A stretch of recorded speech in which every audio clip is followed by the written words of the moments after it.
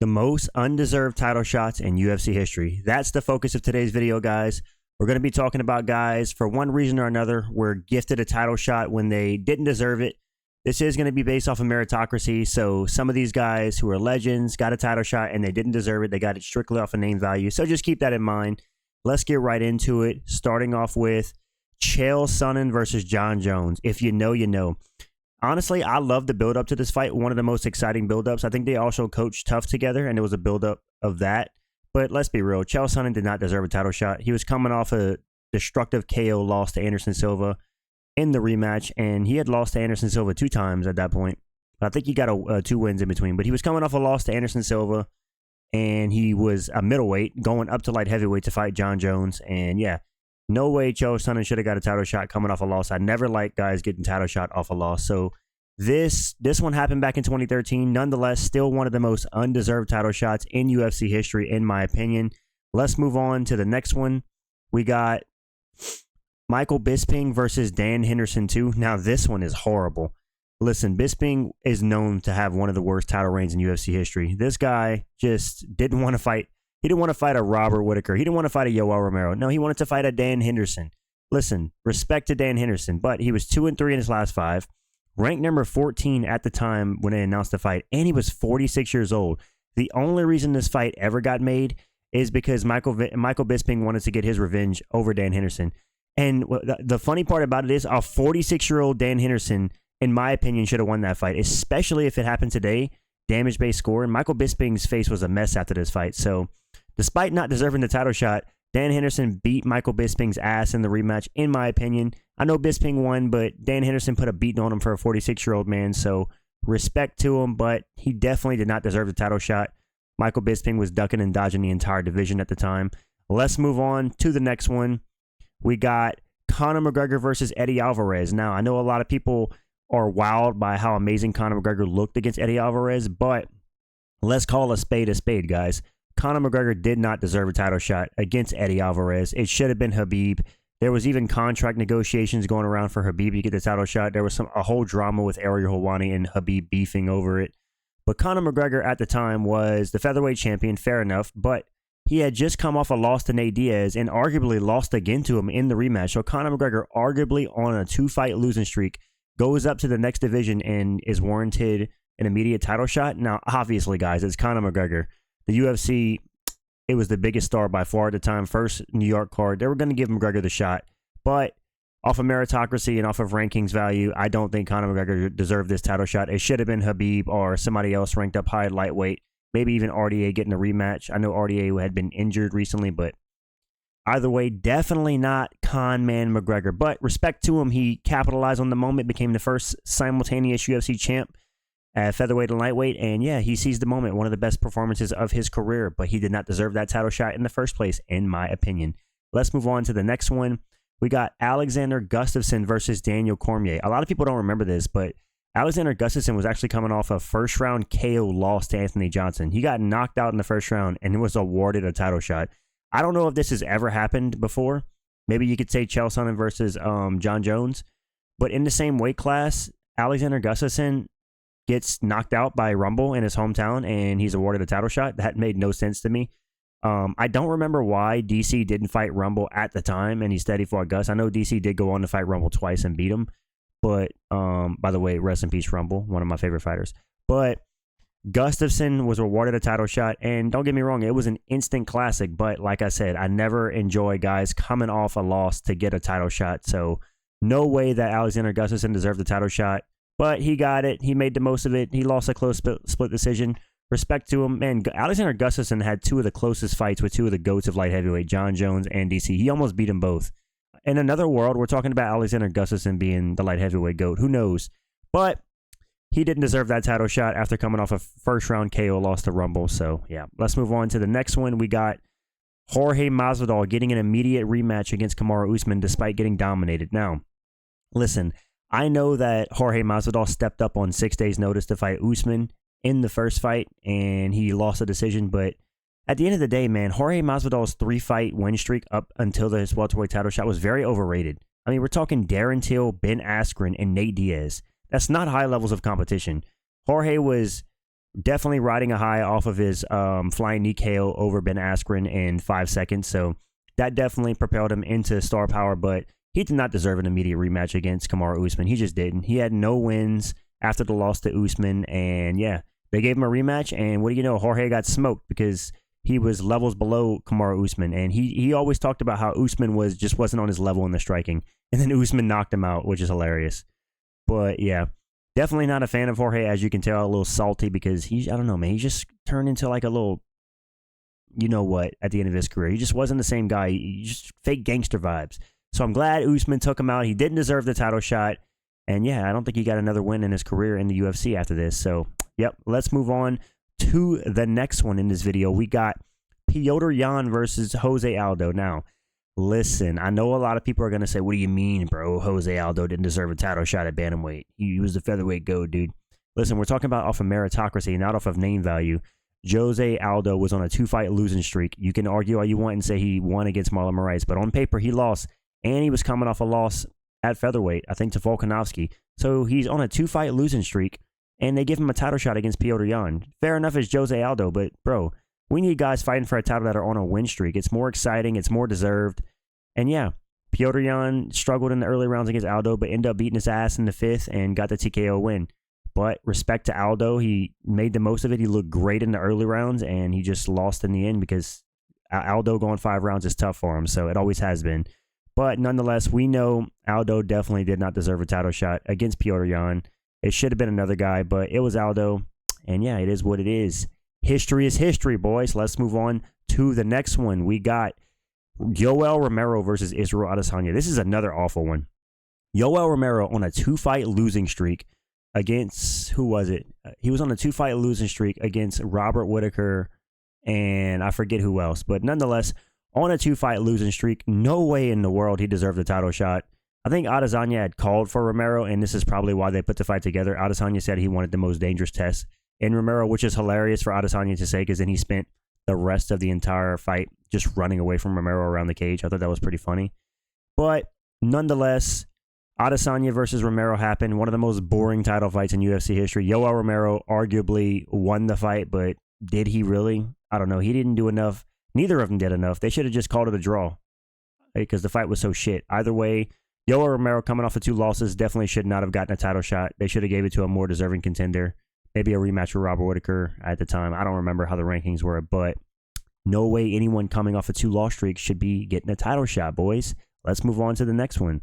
Michael Chandler versus Charles Oliveira. Now, Michael Chandler was a new kid on the block coming from Bellator. He made his UFC debut at 34 years old, but let's be real. Michael Chandler had 1 win in the UFC against Dan Hooker, and he was matched up against Charles Oliveira for a title shot. Charles Oliveira should have fought somebody higher ranked than Michael Chandler, not somebody who was coming from Bellator who was on a 3-fight win streak. Listen, I know Chandler was a big name. He had already paved his way through Bellator, but in my opinion, there are guys that worked their ass off their entire careers in the UFC fighting the best competition who should have gotten a title shot over Michael Chandler. And now we know what we know. Michael Chandler's 2-4 in the UFC, so clearly he was never high enough level to be championship material. I know he almost finished Charles, but he didn't. He got finished in the 2nd round, and yeah, low IQ Mike should have never got a title shot, but he did. He lost. Life goes on. It is what it is. Let's move on to the next undeserved title shot. We got Henry Cejudo versus Aljamain Sterling. Now, guys, I am never, ever, ever, ever a fan of guys coming back after years and years layoff straight into a title shot. I wasn't a fan when it happened to GSP versus Bisping, and I'm not a fan here when it happened to Cejudo versus Aljamain Sterling. If you're going to take 3 to 4 years off, you need to come back and prove that you can fit in a division to beat a contender. You should fight for a #1 contenders fight if you were a champion, and then if you win, then you get your title shot. You don't just slip back at 37 years old like little midget Henry Cejudo and come off a 3-year layoff and get a title shot against Aljamain Sterling. And he looked terrible in that fight, in my opinion. Cejudo did not look good. Aljamain Sterling out-wrestled the Olympic wrestler in Henry Cejudo. He outstruck him, and Cejudo just looked like a shell of himself. You want to know why? Because he's 37 years old at bantamweight. He should have never got a title shot. It should have been a Petr Yan rematch or anything else in between, but Cejudo got the shot. He lost, thank goodness. Can you imagine Cejudo as champion in, 2022 in the bantamweight division? That would have been a nightmare.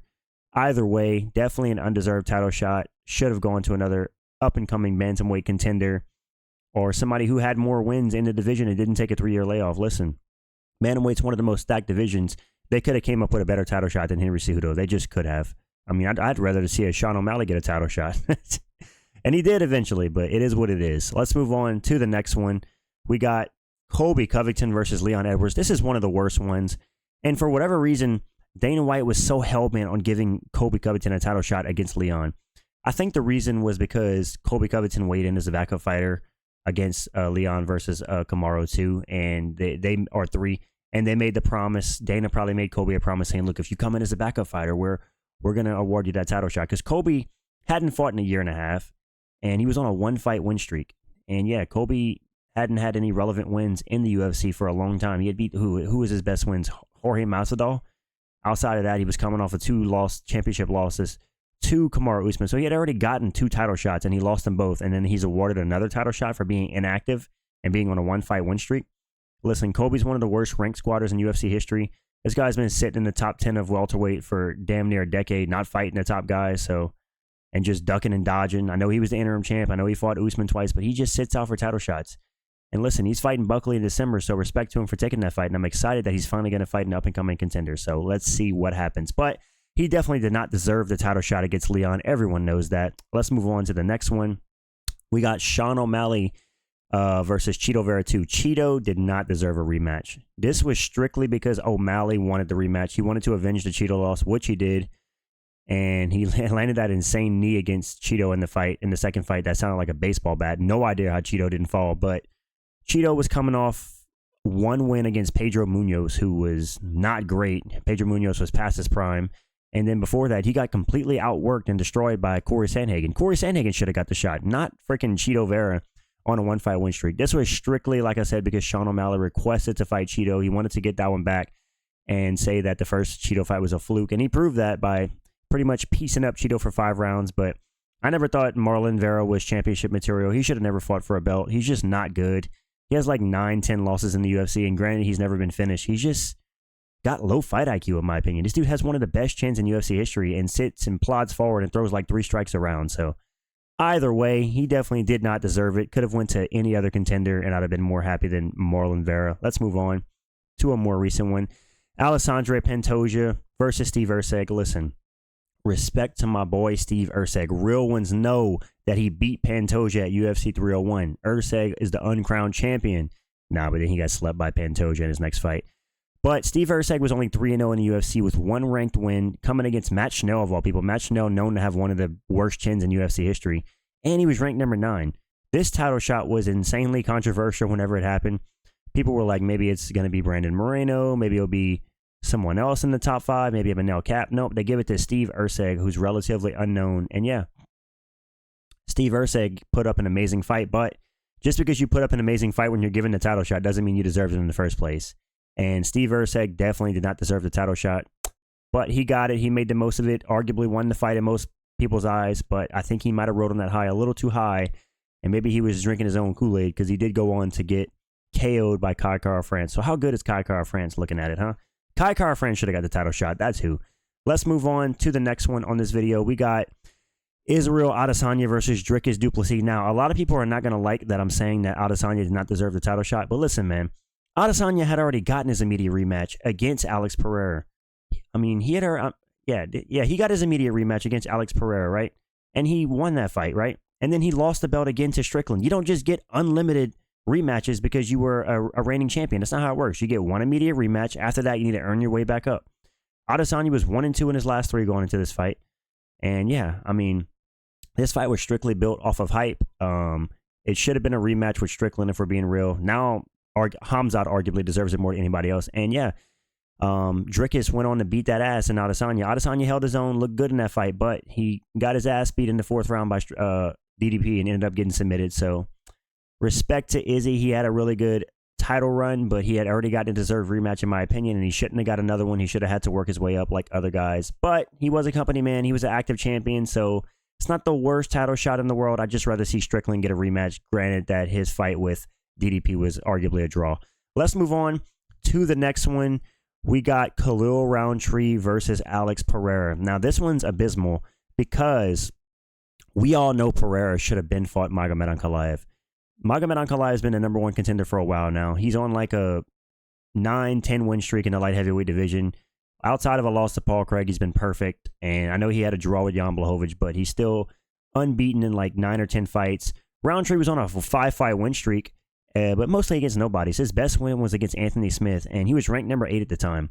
Don't get me wrong, this was a striker's delight, and Khalil proved to be a tough challenge for Alex Pereira, taking him to the 4th round, but he ended up getting brutalized. But no doubt that this was an undeserved title shot. It should have went to Magomed Ankalaev. It went to Khalil Roundtree, and he got brutalized in the 4th round. But respect to Khalil, he made the most of it. He had a good performance.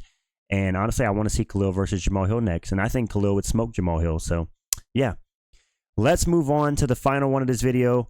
By far, one of the worst title shots in history. It just happened this weekend. Stipe Miocic versus Jon Jones. Listen, Jon Jones is the biggest duck in UFC history. I've been saying it for the last 2 weeks. You guys, I'm sure I've been beating a dead drum at this point. Everybody knows that Jon Jones is a duck. He should have fought Tom Aspinall. He's fighting Stipe. Stipe is coming off a nearly 4-year layoff, coming off a KO loss to Francis Ngannou in 2021. So he hadn't fought in nearly 4 years. He hasn't had a win since 2020 against Daniel Cormier. He's a part-time fighter, an active firefighter. And yeah, there's an active interim champion in the division, and Jon Jones ignores that to fight a 42-year-old washed Stipe. And man, did Stipe look every bit of 42 years old in that fight. He looked slow. He looked old. He looked 20 steps behind Jon Jones. And Jon Jones just played with his food and destroyed Stipe. But I'll be honest, Jon Jones didn't look as dominant as he should have. It got a little hairy in some moments in the 2nd round. And if Stipe is landing clean punches on your chin, I think Tom Aspinall is going to be a hell of a night for Jon Jones. So this was one of the most, if not the most undeserved title shot in UFC history. They marketed it as the greatest heavyweight versus the greatest of all time, but let's be real, Stipe was a shell of himself. That's it, guys, for this video. Let me know any other undeserved title shots I didn't include in this video in the comments. I'm sure people are going to say Matt Serra versus GSP back in the day, and there are some ones I didn't include because this video would be 2 hours long, but this is the list. Thank you guys for all the new subscribers recently. Thank you guys for commenting and liking the videos. I really appreciate it. And if you enjoy the videos, don't forget to like and comment and subscribe, guys, and I'm out. Thank you for watching. Peace.